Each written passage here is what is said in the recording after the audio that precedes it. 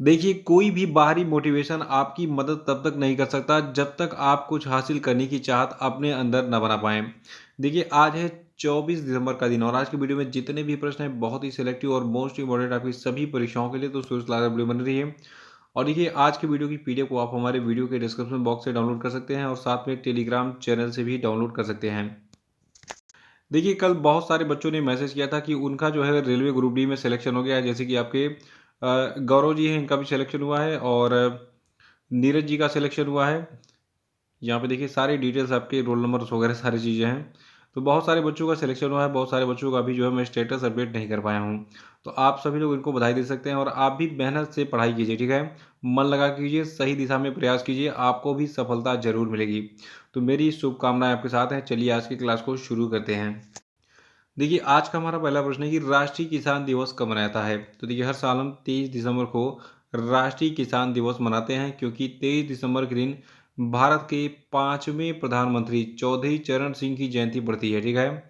देखिए, चौधरी चरण सिंह की का जो जन्म है ये 23 अक्टूबर 1902 को हापुड़ में हुआ था। हापुड़ उत्तर प्रदेश का एक जिला है और इनकी मृत्यु जो है ये 29 मई 1987 को नई दिल्ली में हुई थी। तो राष्ट्रीय किसान दिवस भारत के 5वें पीएम चौधरी चरण सिंह की जयंती और देश में किसानों के उत्थान में इनके योगदान को दर्शाता है। और ये जो चौधरी चरण सिंह है, याद रखिएगा, ये 28 जुलाई 1979 से 14 जनवरी 1980 तक जो है भारत के प्रधानमंत्री रहे थे। इनका कार्यकाल भी कभी कभी एग्जाम में पूछ लेता है, तो इसको नोट कर लीजिएगा। और देखिए, सऊदी अरब में भारत के नए राजदूत कौन बने हैं? तो देखिए, इनका नाम है डॉक्टर सुहेल एजाज खान। फोटो दिख रही है यहाँ पे। देखिए, डॉक्टर सुहेल एजाज खान वर्तमान में लेबनान गणराज्य में भारत के राजदूत हैं, लेकिन यहाँ पे अब अपना पद त्यागेंगे। और डॉक्टर सुहेल एजाज खान सऊदी अरब में भारत के राजदूत के रूप में काम करना शुरू कर देंगे और ये इस पद पर डॉक्टर औसाफ सईद का स्थान लेंगे। और अगला प्रश्न है कि किस भारतीय रेसलर को United world wrestling rising star of the year award के लिए नामित किया गया है? तो देखिए, ये भारतीय रेसलर आपके हैं अंतिम पंघाल। देखिए, ये एक लेडी है, यानी कि बच्ची है, महिला है। तो देखिए, भारत की जो स्टार महिला रेसलर अंतिम पंघाल है, इनको United world wrestling rising star of the year सम्मान के लिए अब हाल ही में नामित किया गया है। देखिए, जो अंतिम पंघाल है ये अंडर 20 रेसलिंग चैंपियन में गोल्ड जीतने वाली भारत की पहली रेसलर बनी है। और एक खास बात और, ये हरियाणा के हिसार जिले की रहने वाली है और इन्होंने इस साल अंडर 23 एशियन चैंपियनशिप में भी जो है सिल्वर मेडल जीता था। कितने बच्चे हिसार से हैं जरा कमेंट बॉक्स में बताइए। बहुत सारे बच्चे हिसार से जुड़े हैं, उनका व्हाट्सएप पे मैसेज आता रहता है। तो अभी जान लीजिए कि आपके हरियाणा शहर के हिसार जिले से जो अंतिम पंघाल हैं, ये United world wrestling rising star of the year award के लिए चुनी गई हैं। चौथा प्रश्न है कि भारत सरकार ने हाल ही में नेजल कोविड वैक्सीन के रूप में किस कंपनी की वैक्सीन को मंजूरी दी है? तो देखिए, ये कंपनी भारत बायोटेक है। भारत बायोटेक की जो नेजल कोविड वैक्सीन है, इसको भारत सरकार ने मंजूरी दे दी है। नेजल वैक्सीन मतलब इसको हम नाक से लेते हैं, ठीक है? देखिए, स्वास्थ्य मंत्रालय के अधिकारियों के अनुसार 18 वर्ष से अधिक आयु के किसी भी व्यक्ति के लिए जो आपका ये नेजल टीकाकरण है, इसको मंजूरी मिली है भारत सरकार से। और देखिए, जो कंपनी भारत बायोटेक है, इसके अनुसार शुरुआती चरणों में वैक्सीन जो है ये निजी अस्पतालों में, यानी कि बूस्टर खुराक के लिए उपलब्ध होगी। साथ ही ये कोविन पर भी जो उपलब्ध होगी, यानी कि जो सरकार की ऑफिशियल वेबसाइट है कोविन पोर्टल, वहाँ पे भी जो है इसको उपलब्ध करा दिया गया है। तो याद रखिएगा, नेजल कोविड वैक्सीन जो है, जो कि भारत बायोटेक के द्वारा बनाई गई है, इसको भारत सरकार ने कहा है कि चलो इसको यूज करो। और भारत बायोटेक कंपनी के बारे में जान लीजिए। इसका हेडक्वार्टर आपका हैदराबाद में है और इसके फाउंडर हैं कृष्णा एल्ला और सुचित्रा एल्ला। और देखिए, इसकी स्थापना 1996 में की गई थी। और पांचवा प्रश्न है कि हाल ही में किस राज्य या फिर केंद्र शासित प्रदेश ने अपने पर्यटन क्षेत्र को उद्योग का दर्जा दिया? तो देखिए, असम राज्य ने अपने पर्यटन क्षेत्र को उद्योग यानी कि इंडस्ट्री का दर्जा दे दिया है। और देखिए, असम की कैबिनेट ने निवेश को आकर्षित करने के लिए, रोजगार सृजित करने के लिए और राज्य के पर्यटन क्षेत्र को औद्योगिक दर्जा प्रदान किया है, ठीक है? और इसके प्रस्ताव को स्वीकार कर लिया है। देखिए, असम की राजधानी दिसपुर है और मुख्यमंत्री हेमंत बिश्वा शर्मा जी हैं और असम की स्थापना 26 जनवरी 1950 को हुई थी। तो याद रखिएगा कि असम की राज्य सरकार ने अपने पर्यटन क्षेत्र को इंडस्ट्री यानी कि उद्योग का दर्जा दे दिया है। और छठवां प्रश्न है कि हाल ही में किस मंत्रालय ने आर्टिफिशियल इंटेलिजेंस पे चर्चा कार्यक्रम आयोजित किया? तो देखिए भारत का जो इलेक्ट्रॉनिक्स और आईटी मंत्रालय है, इसने आर्टिफिशियल इंटेलिजेंस पे चर्चा कार्यक्रम का आयोजन अभी हाल ही में किया था। और देखिए इस कार्यक्रम में पैनल के जितने भी सदस्य थे, उन्होंने आर्टिफिशियल इंटेलिजेंस को यानी कृत्रिम बुद्धिमत्ता को उच्च गुणवत्ता वाले डेटा सेट तक पहुंचने की अनुमति देने के महत्व और तरीकों पर चर्चा की। और देखिए इस चर्चा श्रृंखला को 2020 में मेटी के उद्घाटन वैश्विक एआई शिखर सम्मेलन सामाजिक अधिकारिता के लिए जो है उत्तरदायी के हिस्से के रूप में जो है लॉन्च किया गया था। यानी कि 2020 में इसको शुरू किया गया था सरल शब्दों में, और ये कंटिन्यूस हर साल हो रहा है। इस सम्मेलन का नाम क्या है? एआई पे चर्चा, यानी कि आर्टिफिशियल इंटेलिजेंस पे चर्चा, ठीक है।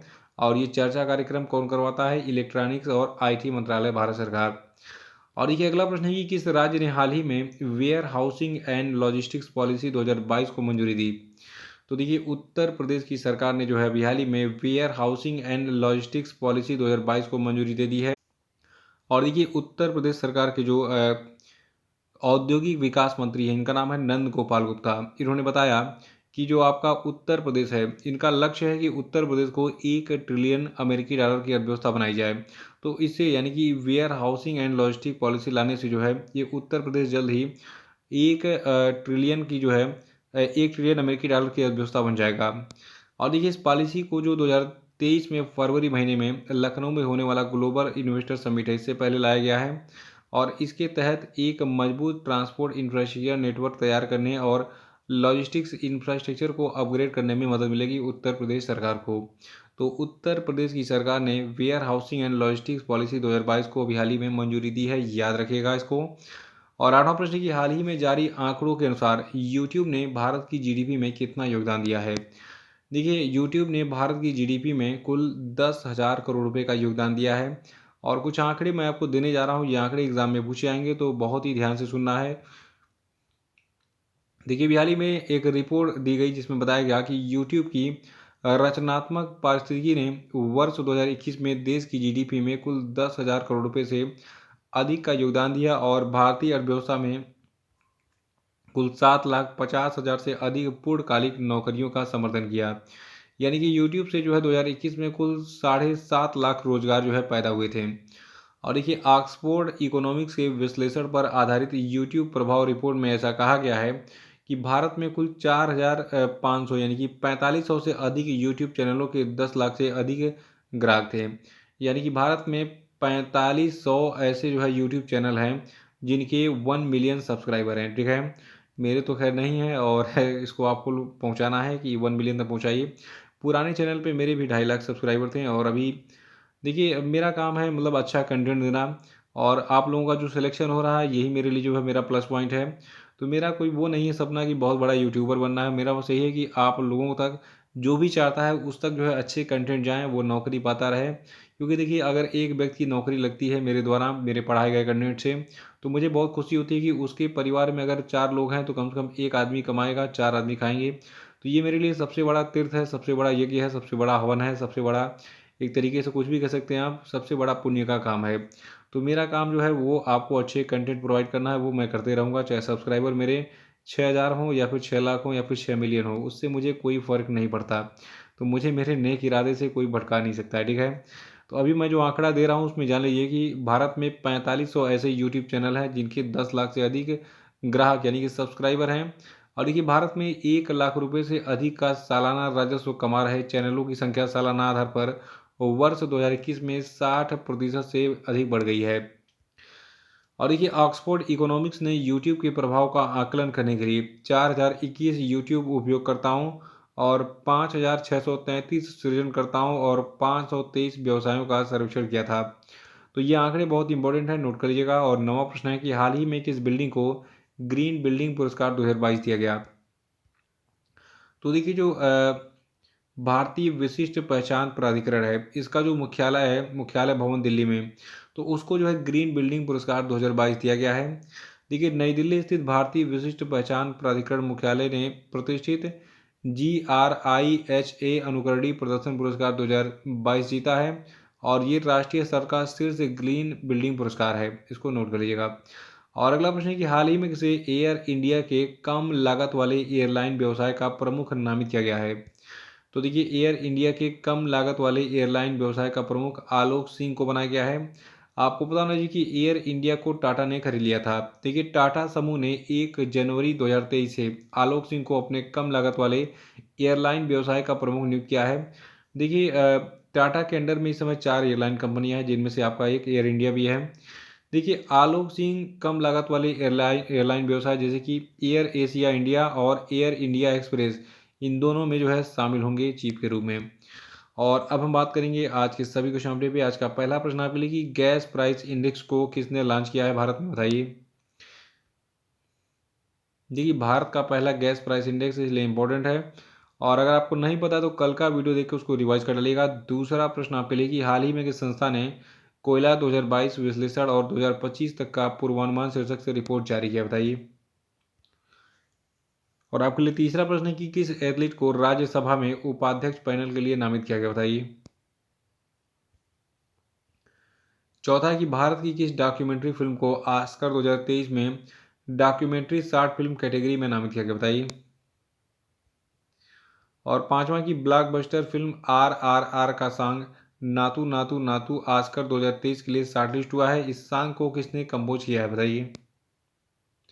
देखिए ऑस्कर से संबंधित कर्मल ने कुछ प्रश्नों पर चर्चा की थी, और उनको नोट कर लीजिएगा, कल का वीडियो देखिए क्योंकि वो बहुत ही इंपॉर्टेंट है, वो एग्जाम में पूछे जाएंगे। और अब हम बात करेंगे कल के पूछे गए सभी क्वेश्चन अपडेट के क्षेत्रों की। देखिए प्रो कबड्डी लीग 2022 का खिताब जयपुर पिंक पैंथर्स ने जीता है, और ये टीम अभिषेक बच्चन की है, याद रखेगा। और दूसरा था कि किस संस्था ने कोयला 2022 विश्लेषण और 2025 तक का पूर्वानुमान शीर्षक से रिपोर्ट जारी किया, तो देखिए इसको जारी किया है इंटरनेशनल एनर्जी एजेंसी ने। और देखिए भारत ने शांति सैनिकों के खिलाफ अपराधों के लिए जवाबदेही को बढ़ावा देने के लिए ग्रुप ऑफ फ्रेंड्स को लॉन्च किया था अभी हाल ही में। और ये भारतीय नौसेना के द्वारा किए गए anti submarine warfare shallow water craft project के तहत जो पहला जहाज है, इसका नाम है INS अर्नाल, ठीक है। तो इसको अभी हाल ही में भारतीय नौसेना ने लॉन्च किया है, जिसका नाम है INS अर्नाला। और ये जो भारत के केंद्रीय मंत्री ज्योतिरादित्य सिंधिया, इन्होंने भारत के पहले ग्रीन स्टील ब्रांड को लॉन्च किया है। इस ब्रांड का नाम है कल्याणी फेरेस्टा। तो इसी के साथ आज का वीडियो समाप्त होता है। जय हिंद।